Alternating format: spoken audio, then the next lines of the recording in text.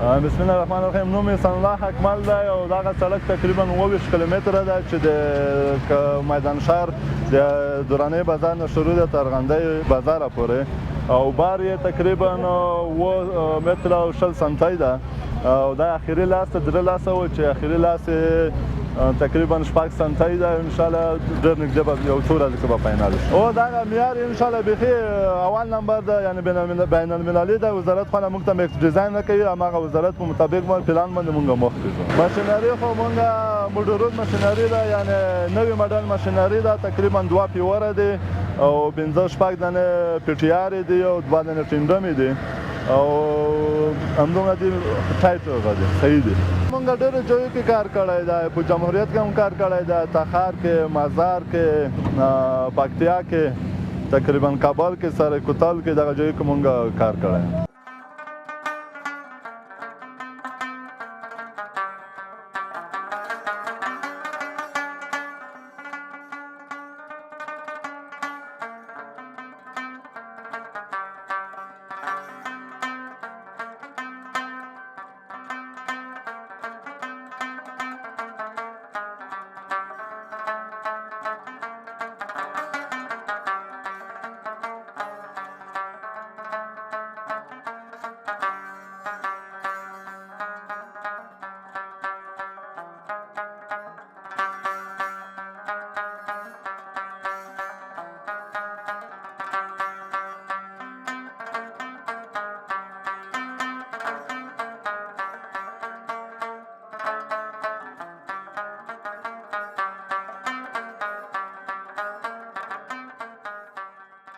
سړک نه موږ ډېر خوشحاله یو ځکه چې دوړې، ګردونه، خاورې دا شیان ورک سوه او موټر ډېر ښه په ازاده فضا کې ځي او نور مشکل نشته ده او ډېر خوشحاله یو د سړک نه چې دغه لاره پخه سوه. اوله خو ډېره خامه وه، جمپونه و، موټر هم نسو تللی او ټکرونه او هغه هم ډېر کېدل او اوس خو فضل د خدای ده دغه د سړک جوړ سو نو ډېر سره خوشحاله یم. هر سړی باید احتیاط وکړي، که موټر والا ده، که موټرسایکل والا ده، که غټ موټر ده، که وړوکی موټر ده. هره ورځ په دې سړک باندې حادثې پیښېږي، باید هر یو احتیاط وکړي او ډېر په احتیاط باندې لاړ شي. دغه موټروانانو ته یو هغه یې جوړ کړی وای چې دغه تیز سرعت والا موټر یې جرمه کړي وای یا یو هغه ورته ټاکلی وای، ځکه چې هره ورځ داسې ورځ نشته ده چې یو ټکر نه وي شوی.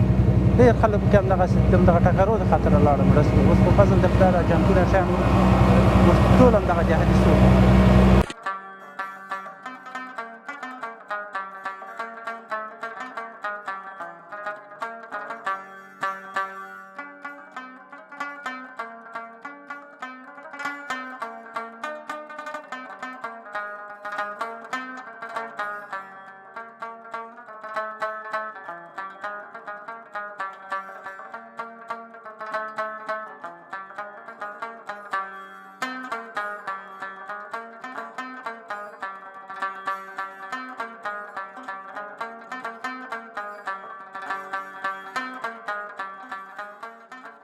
خوشحاله خو ډېر یو، ځکه دا سړک مخکې کنډ و کپر و، مشکلات ډېر وو، هم د مریضانو په اړه باندې، هم د خرید و فروخت په اړه باندې ډېر زیات مشکلات و، ولس ته مشکلات.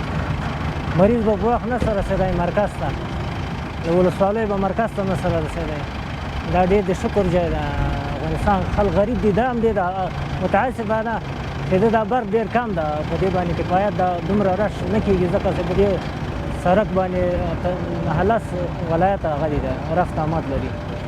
او خدای دې وکړي چې په اعلامیه وزارت او امارت په دغه بل سړک باندې کوشش وکړي، خلکو مشکل به ډېر رفع شي. دا ډېر ښه ده، اوس ډېر مشکلات د خلکو ډېر 100 په 100 کې نه ده خو 80% مشکلات راکم شوي دي. خرید و فروخت کې هم ارزاني راځي، د مریضانو مشکل هم حل کېږي.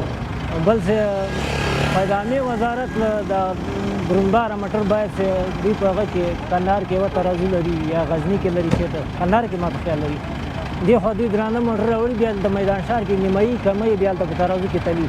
دغه مخه باید څه ونیول شي. دغه یو پیشنهاد مې دا ده. دویم پیشنهاد مې دا ده، دغه 85 چې دي دغه په دې منطقو کې ډېر تېز رفتار دي. پرون مې یو ټکر کړی و لیسې سره، دې مخه باید ونیسي. دغه د غزني کورولاګانې دي، دغه ډېرې تېزې ځي راځي. موټرسایکل زموږ وروڼه ډېر تیز ولي راولي باعث دغه ترافیک هم د دې مخکې ونیسي چا ته اسناد ورکړي چې د صحیح ډریور وي هغه د باعث دې اسناد ورکړي او بغیر له اسنادو هر چا د باعث په واسطه باندې اسناد ورنه کړي